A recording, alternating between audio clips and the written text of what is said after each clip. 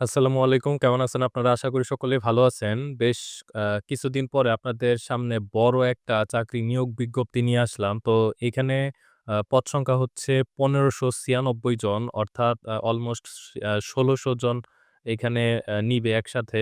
তো এটা হচ্ছে বাংলাদেশ বিদ্যুৎ উন্নয়ন বোর্ডের বিপিডিবির থেকে একটা নিয়োগপত্র দেওয়া হইছে।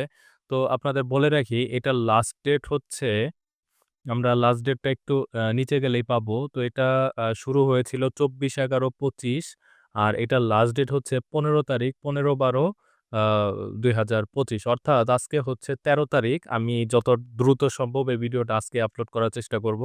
তো আপনারা এইটাতে এপ্লাই করার জন্য মাত্র আর আজকে ১৩ তারিখ ১৪-১৫ মাত্র ২ দিন টাইম পাবেন।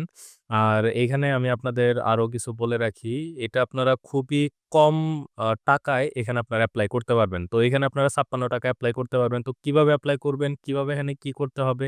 এই পদটা আসলে কি? কাদের জন্য?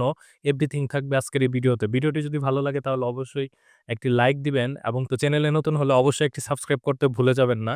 তো চলুন আমরা এখন একদম সরাসরি নিয়োগে চলে যাই। তো এখানে পদের নাম হচ্ছে সাহায্যকারী। পদ সংখ্যা হচ্ছে ১৫৯৬ জন।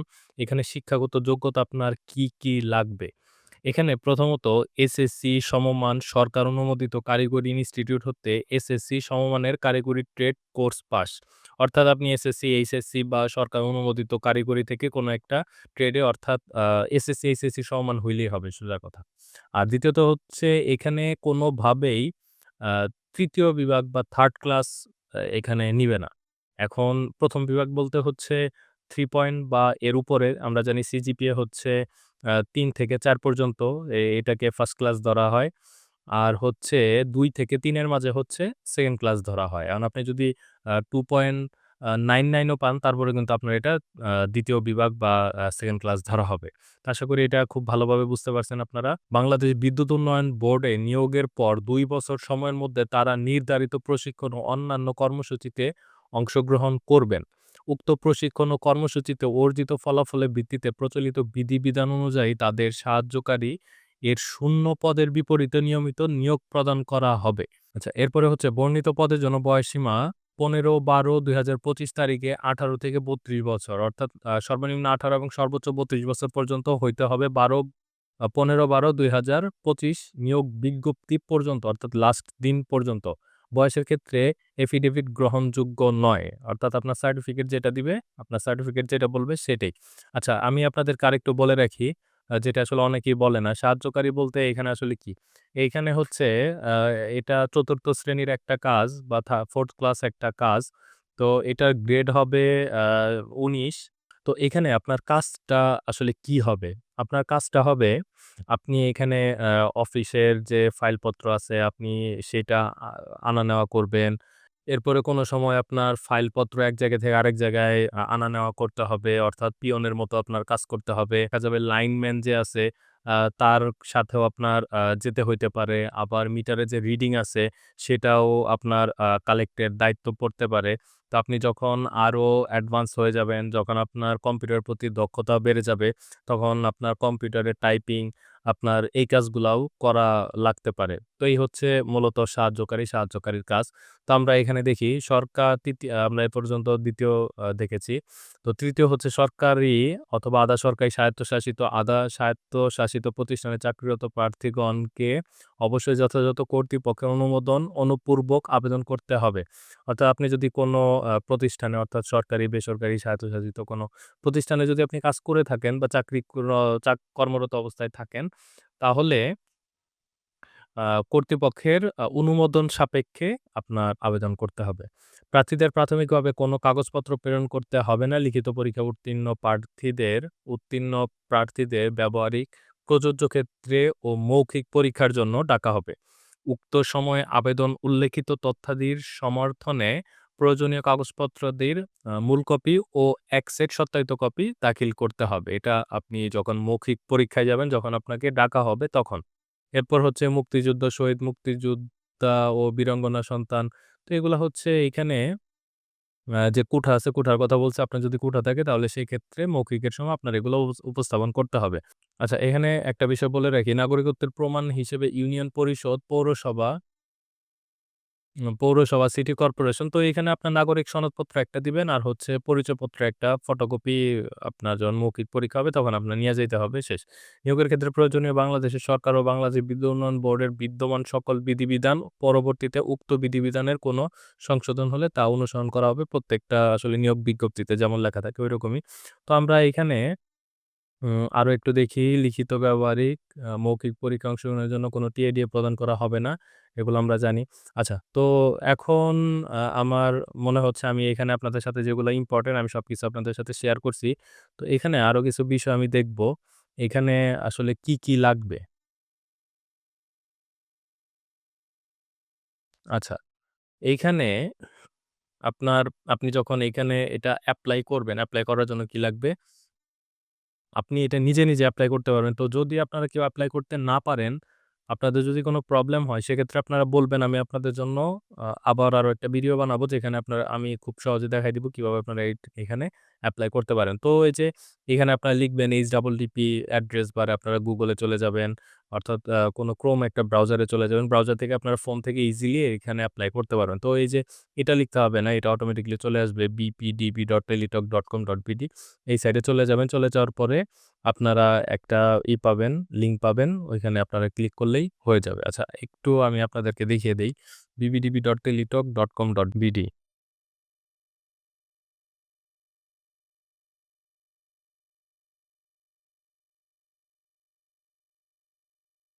bpdb. আচ্ছা, আমার এইখানে একটু ভুল হইছে।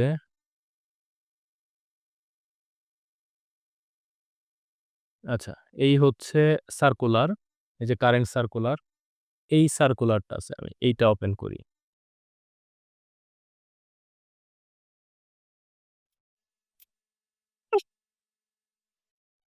তো আপনারা যখন এখানে এপ্লাই করবেন অবশ্যই দেখে নিবেন এই যে সাহায্যকারী, এই যে এখানে আপনারা এপ্লাই করলেই তাহলে হয়ে যাবে।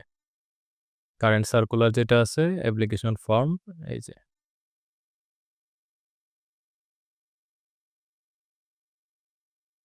যে হেল্পার সাহায্যকারী। এখানে আপনারা দিলেই আপনাদের এটা হয়ে যাবে যে পোস্ট নেম হেল্পার সাহায্যকারী, premium member of all job, এটা নো দিয়ে দিবেন। আচ্ছা। এরপরে হচ্ছে যে এখানে আপনারা একটা বক্স পাবেন। মানে এটাই হচ্ছে আপনাদের মেইন।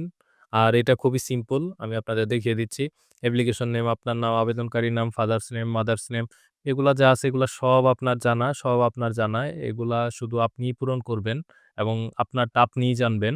আর এখানে প্রেজেন্ট অ্যাড্রেস, আপনার অ্যাড্রেসটা আইডি কার্ডের পিছনে যেমন আছে হুবহু আপনি সেই অ্যাড্রেসটাই দিয়ে দিবেন। এরপরে হচ্ছে আপনার এসএসসি, এরপরে হচ্ছে এইচএসসি, এরপরে হচ্ছে গ্র্যাজুয়েট যদি থাকে, অর্থাৎ এগুলো আপনি দিয়ে দিবেন। এরপরে হচ্ছে আপনি এখানে আ এই যে কোয়ালিফিকেশন গুলো আছে, কোয়ালিফিকেশন দিবেন। এরপরে যে একটা ক্যাপচা কোড আছে ভেরিফিকেশন কোড, এটা দিয়ে পরে আইডি ডিক্লেয়ার, এই ইনফরমেশন গুলো সবকিছু সত্য। এগুলা কোনো কিছু রং না, কোনো কিছু ভুল না, কোনো ভুল তথ্য দেন নাই। এই যে এটা এখানে লেখা এখানে টিক মার্ক দিয়ে সাবমিট করে দিবেন। এরপরে এরপরে কি প্রসেস এ যাইতে হবে সেটা আমি আপনাদেরকে আবার দেখাচ্ছি।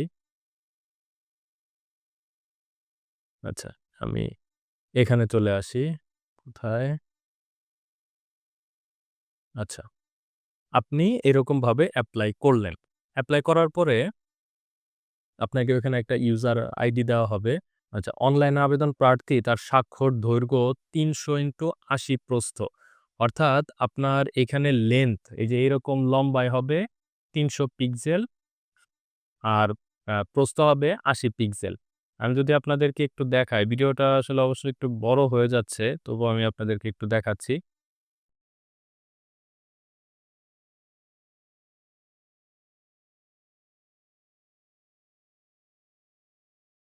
আচ্ছা, এখন আসছে।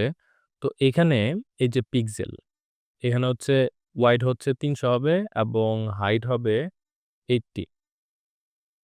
এই যে আর যা আছে সবকিছু ওকে। আপনার একটা আর্টবোর্ড তৈরি হয়ে যাবে। অর্থাৎ আপনার এখানে সিগনেচারটা থাকবে। তো আপনারা যারা ফোন থেকে করবেন, আপনারা ফোনে ১ম একটা আ খাতায় একটা সিগনেচার দিয়ে নিবেন। খাতায় সিগনেচার দেওয়ার পরে ওইটা আপনারা কর্প করবেন। কর্প করার সময় ওই সাইজ অনুযায়ী আপনারা কর্প করবেন। তাহলে আপনাদের এই সিগনেচারটা হয়ে যাবে। মানে ৩০০x৮০। আ এরপরে হচ্ছে আপনাদের যে ছবিটা আছে, ছবিটা আপনারা সেম ভাবে ৩০০x৩০০ পিক্সেলে করবেন। যদি আপনাদের এর মধ্যে কোনো সমস্যা হয়, আপনারা অবশ্যই কমেন্ট করবেন। কমেন্ট করে জানাবেন। আমি আপনাদেরকে যতটুকু সম্ভব আমি আপনাদেরকে হেল্প করব এবং আ চেষ্টা করব আপনাদেরকে একটা ভিডিও দেওয়ার জন্য কিভাবে আপনারা খুব সহজে করতে পারেন। অনলাইনে আবেদনপত্রে পূরণকৃত তথ্য যেহেতু পরবর্তী সকল কার্যক্রমে ব্যবহৃত হবে, সেহেতু অনলাইন আবেদনের সাবমিট করার পূর্বেই পূরণকৃত সকল তথ্যের সঠিকতা সম্পর্কে প্রার্থী নিজে শতভাগ নিশ্চিত হবেন। তো এটা যেহেতু পরবর্তীতে সকল ক্ষেত্রে আপনার ব্যবহার করা হবে চাকরির ক্ষেত্রে, সেজন্য আপনাদের অবশ্যই এটা দেখে নিতে হবে এটা ঠিক আছে কিনা। এরপর আপনারা ওখানে সাবমিট করবেন। তো এখানে আর যা আছে এগুলা আ আ আর ইম্পোর্টেন্ট মনে হচ্ছে না। আপনারা ফোনের মেসেজ অপশনে চলে যাবেন। বড় হাতে লিখবেন আপার কেসে BPDB স্পেস ইউজার আইডি এরপরে আপনারা আ সেন্ড লিখে এরপর আপনারা সেন্ড করবেন ১৬/২২/২ এখানে আপনারা সেন্ড করবেন। যেমন এক্সাম্পল দিয়ে দিছে এইটা আপনারা যখন আবেদন করবেন তখন কিন্তু আপনাদের একটা ইউজার আইডি দিয়ে দিবে। ইউজার আইডি আপনারা খুব সুন্দরভাবে সংরক্ষণ করে রাখবেন।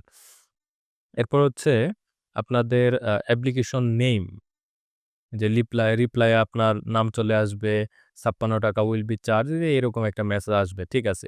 এইটা আপনার ফোনে আসবে। এরপরে আপনার কি করতে হবে? এরপরে করতে হবে আবার বিপিডিবি লিখবেন, স্পেস লিখবেন, এরপরে লিখবেন ইয়েস, আবার স্পেস, এরপরে যে পিনটা আসবে ওই পিনটা আপনি দিয়ে দিবেন।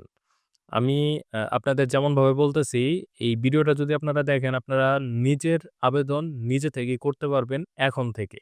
যত সরকারি চাকরির আবেদন আছে আপনারা এ খুব ইজিলি একাই করতে পারবেন যদি আপনার একটা টেলিটক সিম থাকে।